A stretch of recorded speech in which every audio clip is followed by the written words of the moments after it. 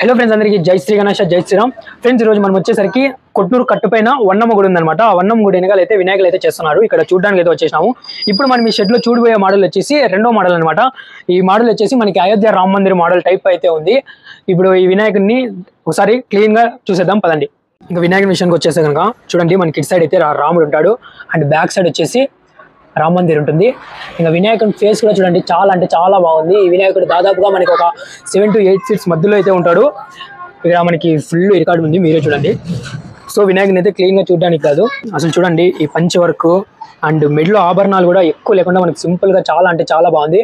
And వెనకాల మనకి మన ఆరెంజ్ ఫ్లాగ్ కూడా ఉంటుంది రామ మందిర్ పైన.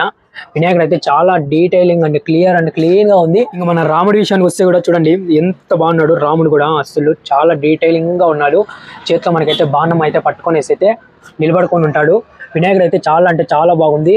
వినాయకుడి ఫేస్ కూడా చూడండి అసలు ఎంత బాగుందో, చాలా అంటే చాలా బాగుంది. అడ్రస్ విషయానికి వస్తే మీకు ఇక్కడ ఒక ఫ్రూట్ స్టాల్ ఉంటుంది. ఈ ఫ్రూట్ స్టాల్ దగ్గర మనకి గుడి వచ్చేసి వన్నమ్మ గుడి అనమాట. ఇట్లా వెళ్తే కనుక మనకి కదిరి అండ్ అనంతపురం, ఇటు సైడ్ వెళ్తే కనుక మనకి హిందూపురు. ఇక్కడ మనకి జస్ట్ గుడి దాటి ఇట్లా కాస్త వచ్చినామంటే ఇక్కడ మనకైతే షెడ్ అయితే ఉంటుంది. ఇక్కడ ఒకటే కాదు, మనకి ఇంకా బ్యాక్ సైడ్ కూడా ఇంకొక షెడ్ ఉంటుంది. ఆ బ్యాక్ సైడ్ షెడ్ లో కూడా వెళ్ళేసి ఒకసారి చూద్దాము. అడ్రస్ వచ్చేసరికి ఇది. మీకు లైవ్ లొకేషన్ కావాలంటే డిస్క్రిప్షన్ లో ఉంటుంది. ట్యాప్ చేసేసి డైరెక్ట్ గా వచ్చి ఒకసారి విజిట్ అవ్వండి.